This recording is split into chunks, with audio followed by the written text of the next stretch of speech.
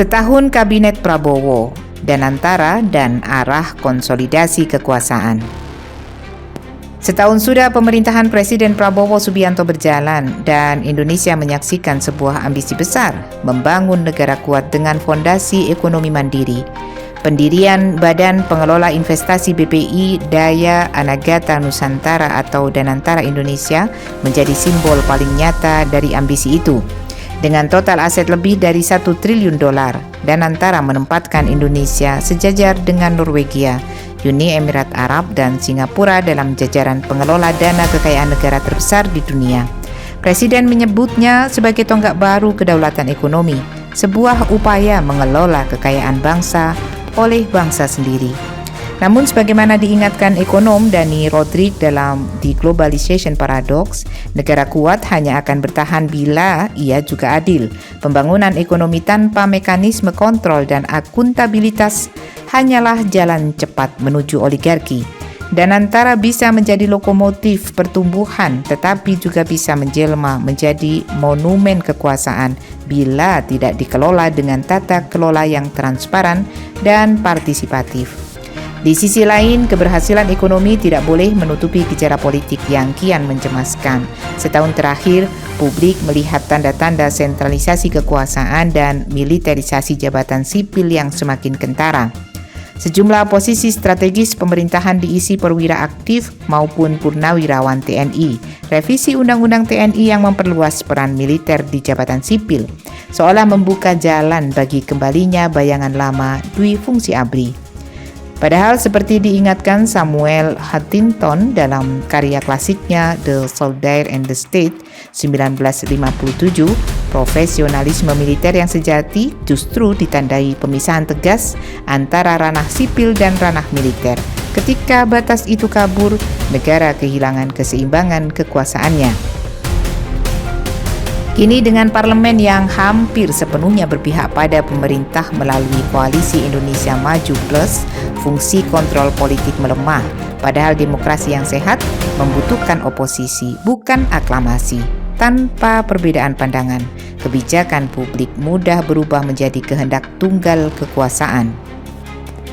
Di sisi lain, pemerintahan ini juga tampak bertumpu kuat pada kekuatan modal besar. Pertemuan berkala presiden dengan para taipan papan atas dari Antoni Salim hingga Prayogo Pangestu menegaskan bahwa pembangunan kini digerakkan melalui kemitraan dengan konglomerasi. Tidak ada yang salah dengan kolaborasi negara dan swasta. Tetapi sejarah memberi peringatan keras, hubungan yang terlalu erat antara penguasa dan pengusaha kerap berakhir pada kroni kapitalisme. Ketika kekayaan terkonsentrasi di tangan segelintir, kebijakan publik akan mengikuti arah uang, bukan arah rakyat, kata peraih Nobel bidang ekonomi Joseph Stiglitz. Keterlibatan keluarga presiden dalam berbagai proyek strategis juga menimbulkan tanya soal etika dan konflik of interest. Tanpa mekanisme audit independen dan publikasi terbuka, kebijakan ekonomi beresiko menjadi arena patronase baru. Para pengamat politik menyebut arah pemerintahan kini cenderung menyerupai pola New Orde Baru, negara yang kuat terpusat dan didukung oleh aliansi militer, pengusaha, birokrasi. Gejala ini mengingatkan kita pada peringatan Alexis de Tocqueville dalam Demokrasi in Amerika. Bahaya terbesar bagi demokrasi bukan tirani yang kasar, melainkan kekuasaan yang perlahan menyerap segala fungsi hingga rakyat tak lagi merasa perlu untuk berpikir. Demokrasi Indonesia bisa kehilangan vitalitasnya jika segala fungsi pengawasan diserap oleh satu poros kekuasaan. Kritik terhadap kekuasaan bukanlah bentuk pengkhianatan, melainkan mekanisme menjaga agar negara tidak terjerumus pada otoritarianisme baru dengan wajah modern. Media, akademisi, dan masyarakat sipil harus terus memegang peran sebagai penjaga kewarasan publik. Seperti diingatkan Amartya Sen, kebebasan berbicara bukan sekadar hak politik, tetapi instrumen ekonomi. Ia mencegah kesalahan kebijakan yang bisa menjerumuskan bangsa. Kekuatan negara bukan diukur dari berapa banyak kekuasaan yang ia genggam, melainkan sejauh mana kekuasaan itu dikendalikan oleh hukum dan etika. Danantara memang bisa menjadi simbol kebangkitan ekonomi nasional, tetapi agar tidak menjadi danau kekuasaan, ia mesti diawasi secara independen, dikelola secara profesional, dan diaudit secara terbuka.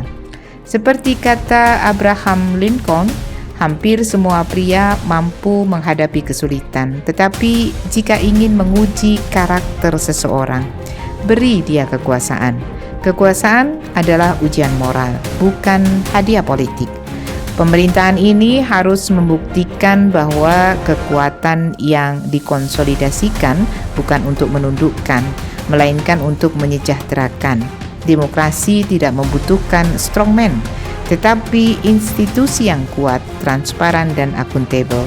Jika pembangunan ekonomi menjadi topeng bagi konsolidasi kekuasaan, sejarah akan mencatatnya bukan sebagai kebangkitan, melainkan kemunduran dalam selubung kemegahan.